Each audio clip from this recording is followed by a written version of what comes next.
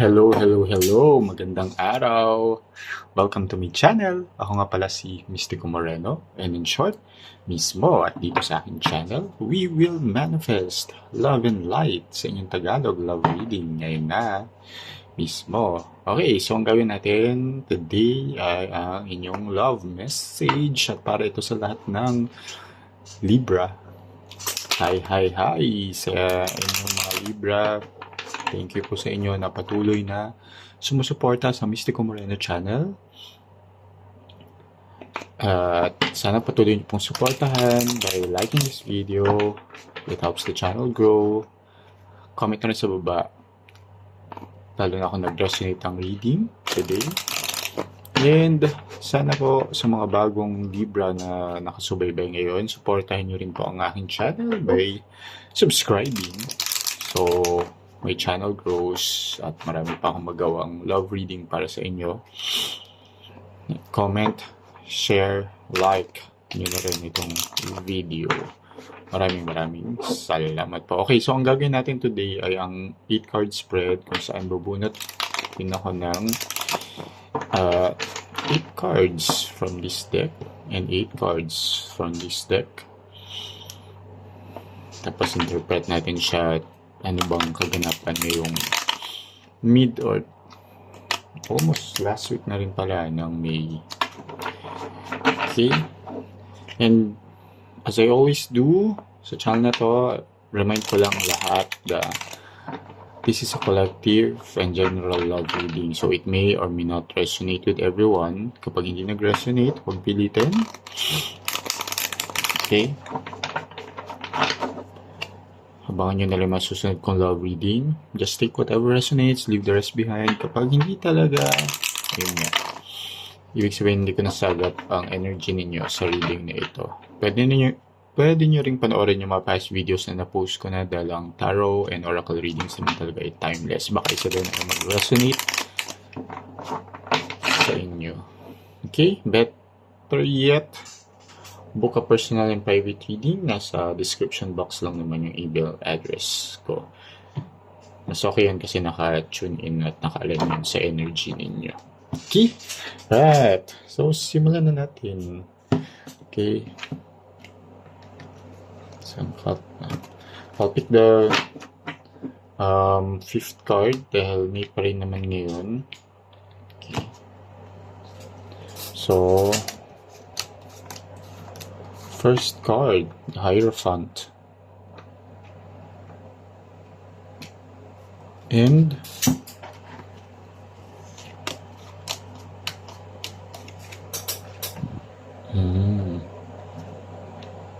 okay. So the Hierophant and the 7 of coins. So there's a very committed relationship here. Pero medyo slow paced yung growth. Okay, not as fast as you wanted it to be. Okay, so medyo may ano siya, tawag doon, hindi delay eh. More on, ano lang talaga, nag-grow yung relationship, pero hindi siya based kasi dun sa timeline na ina-expect mo. Kung expect mo dapat, ngayon na-feel ko na after 6 months, parang may growth sa relationship, or kung 1 year na kayong in a committed relationship, parang gusto mo may mga progress na kung sa how your financial status is as a couple, or emotional instability, insecurity. Okay, yung mga plans nyo kung together as a couple. Alam mo yun, pero kasi, again, yung timing mo is iba rin dun sa how the universe also wants you to receive din yung mga necessary tools or mga pangyayari siguro, or for it na masabi mo na nag-grow yung relationship mo. Okay? pero it's growing and uh, it's really a good start naman na that you're in a very committed relationship. Kasi yung iba nga um, parang walang commitment in the first place na nangyayari. Okay? So, and siguro and then is, nakukuha kong energy dito, medyo kino-compare nyo kasi yung relationship nyo sa relationship ng iba na, ganito, bakit sila at this point or in 3 months pa lang, para may growth na sa relationship. So, hindi ganun. Kanya-kanyang relasyon, kanya-kanyang, mga situation, scenarios na, and experiences ang kinakaharap ninyo that allows the connection and relationship to grow. Okay? So, chill lang. Okay, King of Pentacles. See, very stable naman yung relationship ninyo. Okay, see, the Hangman. Yeah, so sinasabi niya na be patient. Okay, Hangman is a card of pause and patience at the same time. So, wag kang siguro medyo na-a-attack ka lang or yun nga, wag kang ma-frustrate din na, and yun nga, wag mo i-compare yung relationship nyo sa iba. Kasi once you start comparing nga, parang ma-frustrate ka, tapos parang nababagalan ka bigla sa growth ng relationship. When in fact, nasa tamang pace or timing lang naman kayo. Alright? Kasi the more na maging, parang attached sa idea or na makita yung growth sa relationship, baka lalong magka-problema pa kayo. Okay? Baka ma-pressure mo din yung sarili mo, ma-pressure mo yung partner mo. Diba? So, ayan, it just shows here na with the King of Pentacles here and the Hangman, just be patient. Okay? Then, and surrender in a way na i-accept mo muna yung current situation mo na alam mo naman na you're in a committed relationship. Kasi the abundance that you've been waiting for it's actually there. Abundant na yung relationship niyo. Okay, pero yung more abundance and na nandun sa growth na ini-envision mo sa relasyon is paparating siya again, pero at a slower pace. And dito very faithful naman din kayo sa isa't isa. So, goods na yun. Diba? Yun yung i-compare mo sa ibang relasyon. Na at least kayo, diba? Committed and faithful kayo sa isa't isa. Okay? Alright. Six of Wands. Yeah, nice, di ba? Actually, din kayo mag-focus sa current situation ninyo that your relationship or your love life is very successful. Tingnan mo dito, Six of Wands is a card of success, a card of parang winner, gano'n. Hindi, kasi Six of Wands is a card of victory din. Victory because of the hard work or teamwork happening in the relationship. Okay? So, talagang sinusuportahan niya yung isa't isa, mahal niyo yung isa't isa. Okay? And very victorious yung feeling or successful yung feeling when it comes to the love that you have, the happiness, and yeah, the abundance. Nandun yun eh. You have the love, happiness, abundance in your relationship. Diba? Bakit masyado mong minabadali or naging atat ka dun sa parang in-envision mong growth ng relationship? It might not be as much now, pero nandun. Diba? Okay?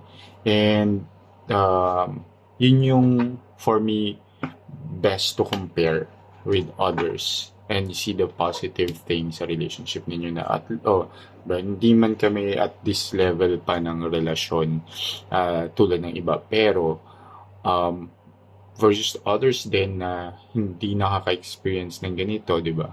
You have so much love and happiness in the relationship, and the moment, parang nandun na nga yung energy na dapat mo makita. Okay, parang sinasabi ng universe na, hey, look at this at the present moment. Celebrate it. Kasi, yun nga, there's love and happiness in the relationship. Na, ayaw nyo naman din na dahil din sa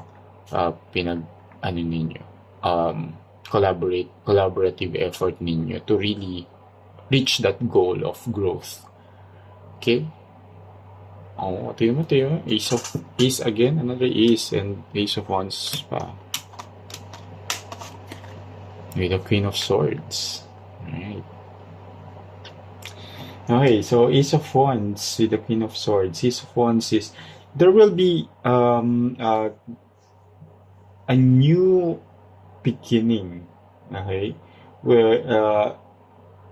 Wherein yung magiging perception ninyo, magkakaroon ng, maybe because, again, lalo na ngayon na napanood mo to, baka magkaroon ka ng awareness. Kasi, with the Ace of Wands here, tapos with the Queen of Swords pa, parang there's a new beginning, or may magkakaroon kayo ng bagong perception sa relasyon ninyo. Na, bakit parang may growth naman talaga na nangyayari, pero hindi pa as much, pero meron, di ba? Parang, and you will start appreciating yung isa't isa, yung kakaroon kayo ng better appreciation on the connection, the current situation that you have.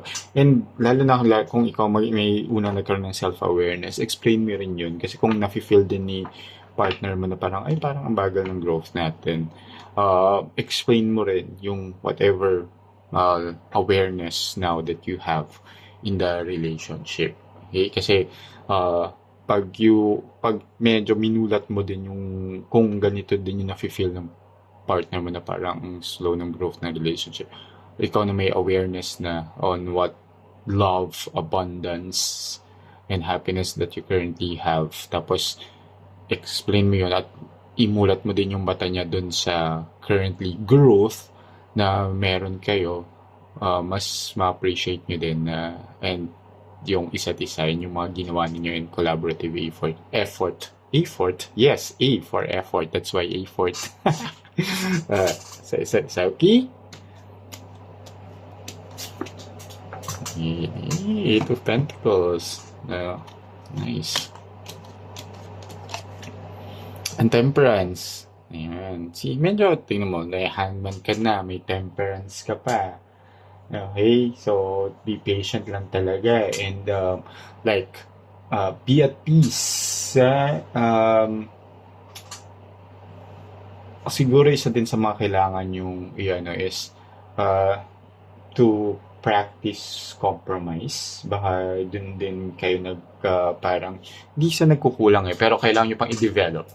I think dun sa connection ninyo, there's may nagko-compromise naman kayo sa isa't isa, pero not as much as it as needed by the relationship. So medyo kailangan nyo pa siyang i-develop. Minsan baka may hesitation pa kayo sa pag-compromise. Pero kasi here lumabas 8 of Pentacles, which is again a card of commitment and dedication and putting a lot of effort, leading to the abundance and success of the relationship. Pero again, with the Temperance card attached to it or connected to it, it's telling you na to practice more compromise and put a lot more effort on it and dedicate yourself. Ano yun, yung commit also yourself to mas magkaroon ng harmony and balance and moderation. Parang you balance both your needs well, diba? And put more effort on it. Okay? So far, very positive yung mga readings ninyo. So, good job.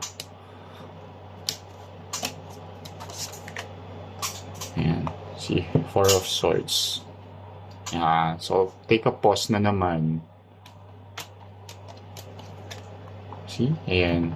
And that pause, yan, nagkakaroon ng progress talaga. Once, ganito, parang sinasabi ni Iris na once, di ba parang medyo atat nga kayo, pero once you take a pause and rest from that being atat, di ba? Mas biglang dun mo makikita yung growth na nagpo-progress bigla. Kasi nga parang mas nafo-focus kayo sa present.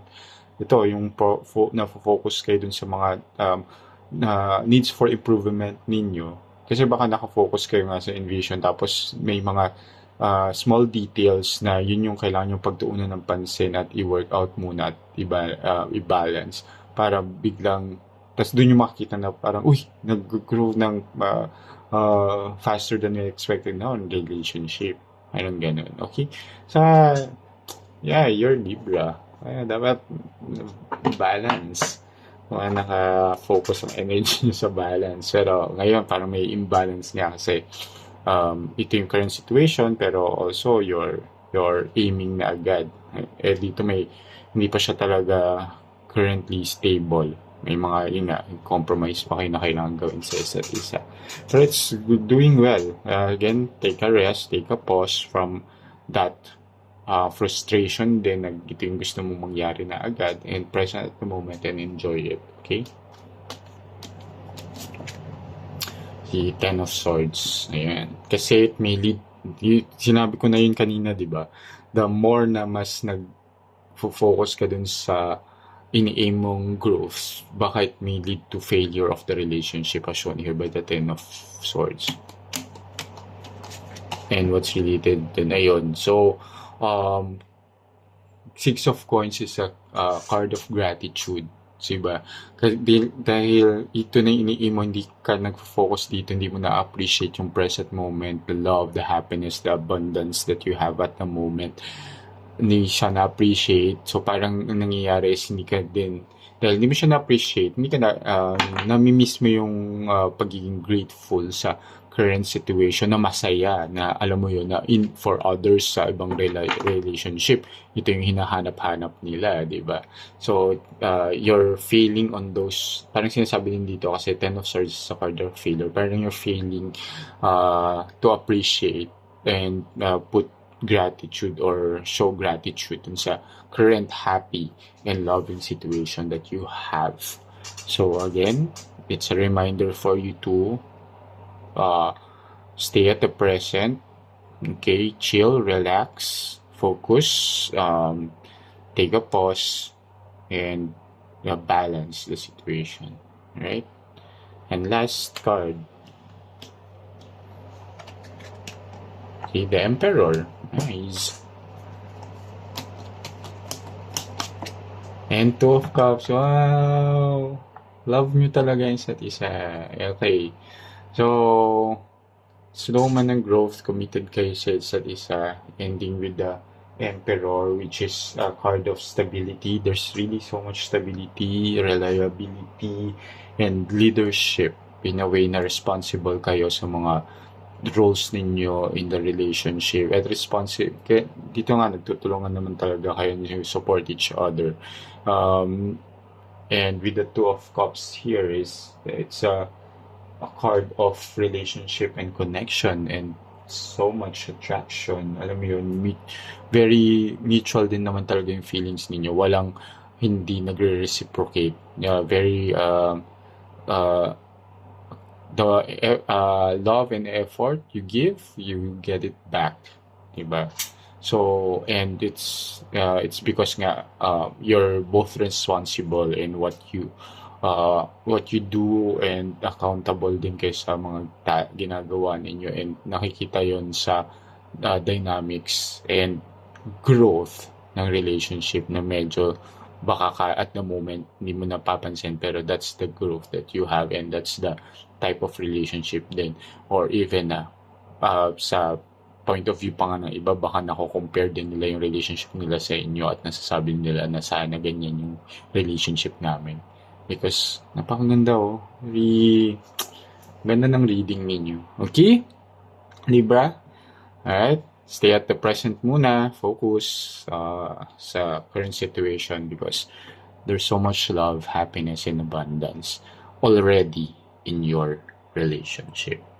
Okay, so sana nakatulong itong reading na to, di ba? Use this reading with discernment. Abangan nyo na lang yung mga susunod ko pang love reading dito lang sa aking channel.